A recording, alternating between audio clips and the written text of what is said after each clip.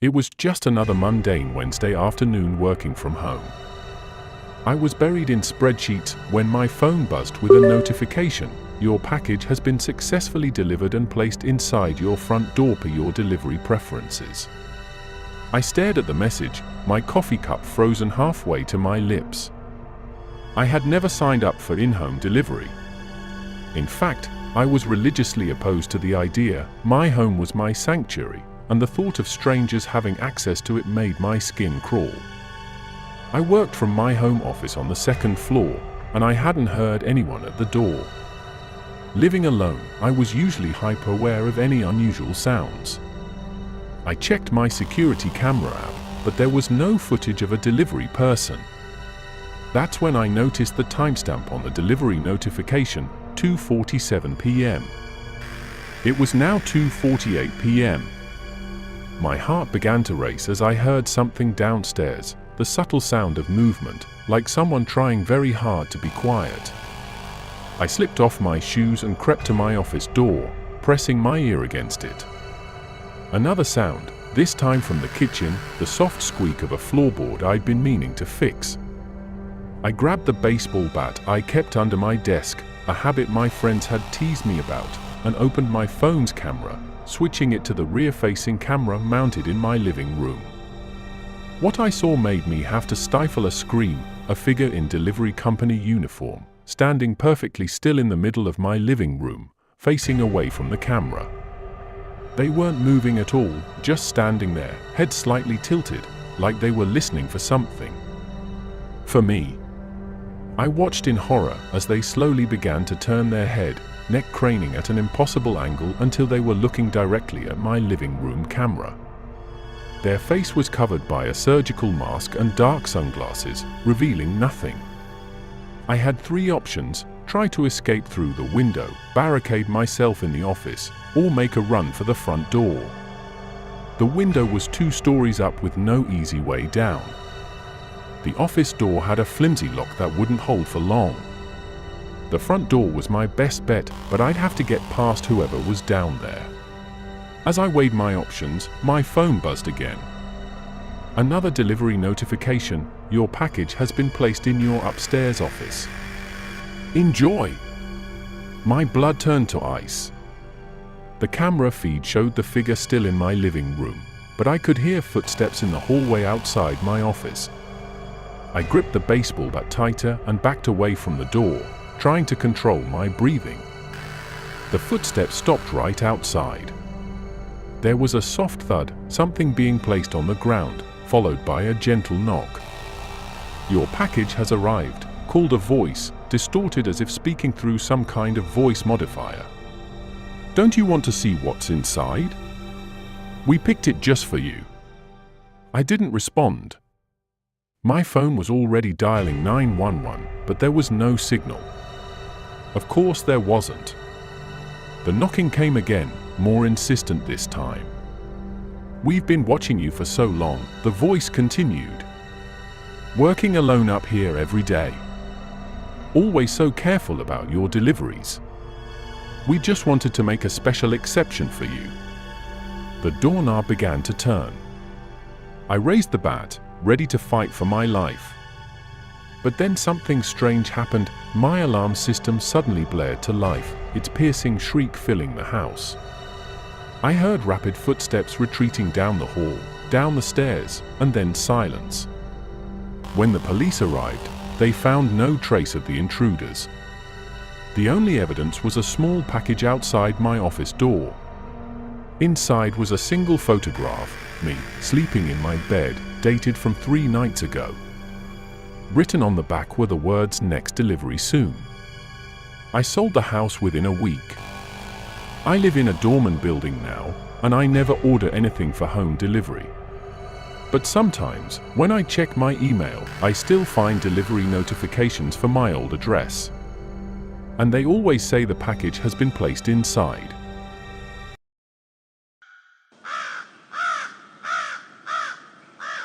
My house started turning off all the lights at exactly 3:33 a.m. every night. Then I discovered I wasn't the one who programmed it. I thought I was being clever when I converted my entire house into a smart home.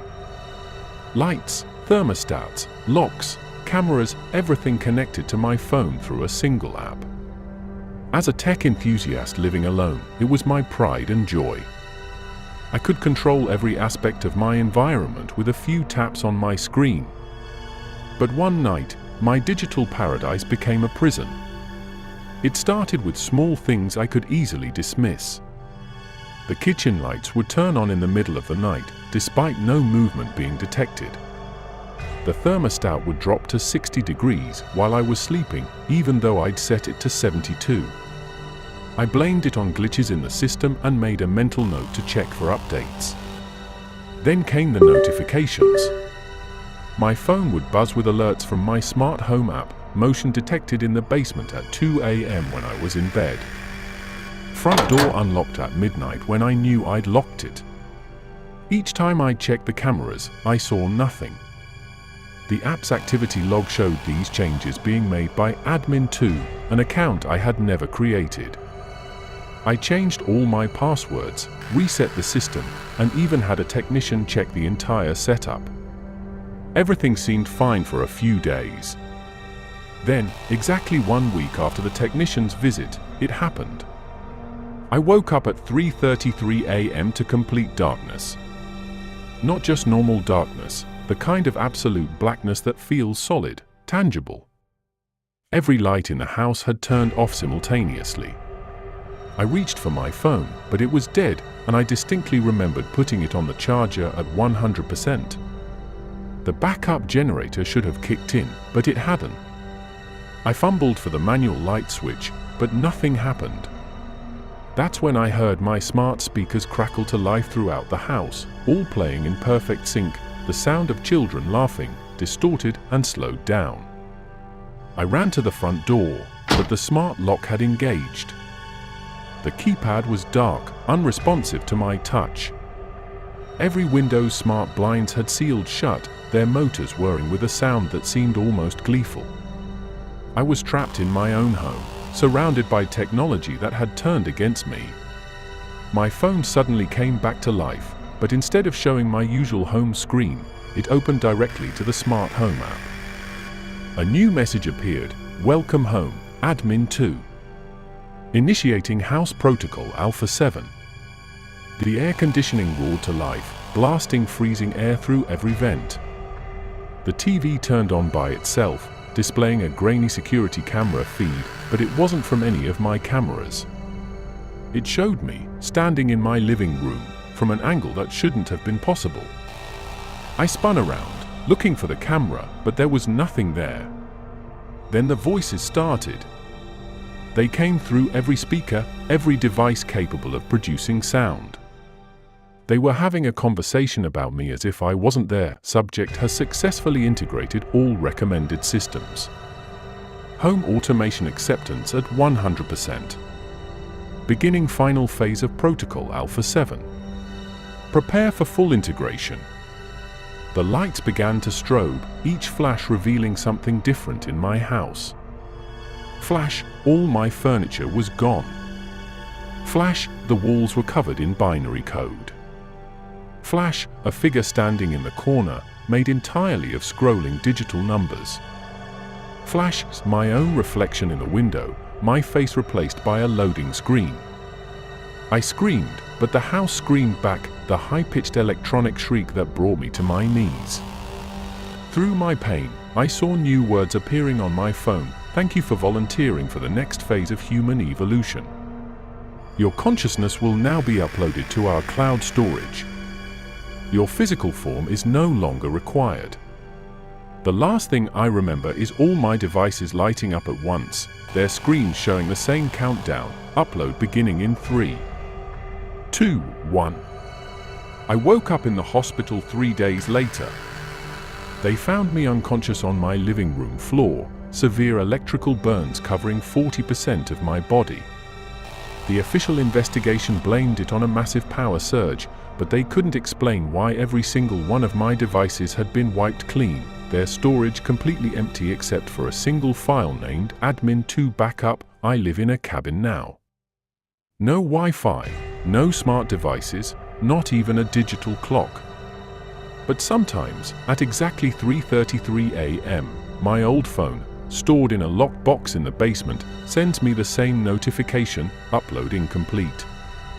Retry?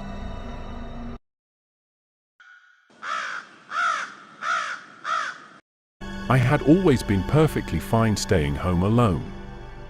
In fact, I used to enjoy the solitude, catching up on my favorite shows, taking long baths, or just enjoying the quiet. That all changed 3 months ago when we installed a baby monitor in our nursery. My husband Tom travels frequently for work, and we thought having a monitor would help me feel more secure when he was away. We couldn't have been more wrong. That night started like any other. Tom kissed me goodbye, promised to call when he landed in Chicago, and left for his 3-day business trip.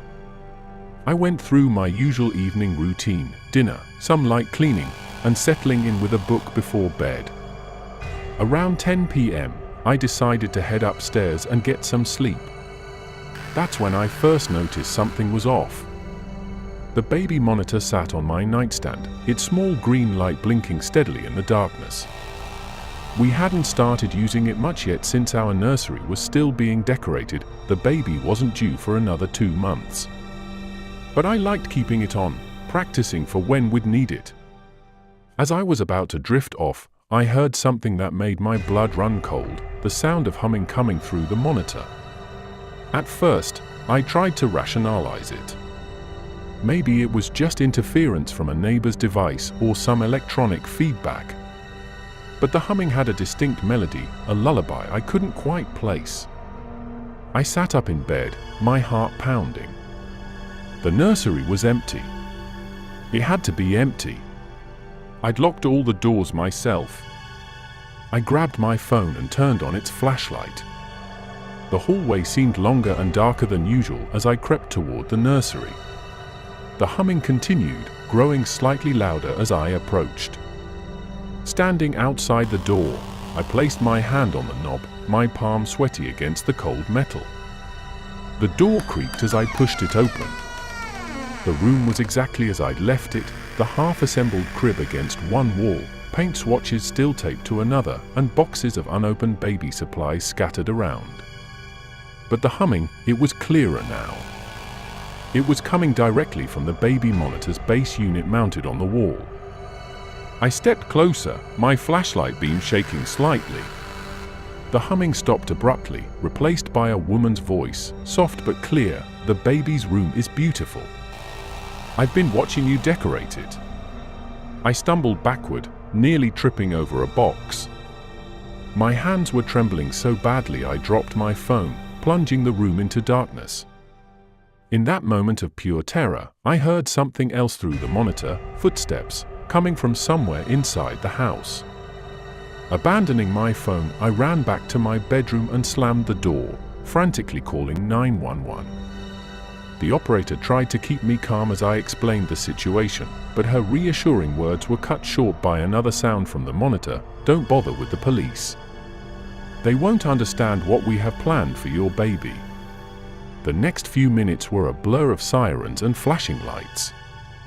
The police found no one in the house, but they did discover something that still haunts me: our baby monitor had been hacked.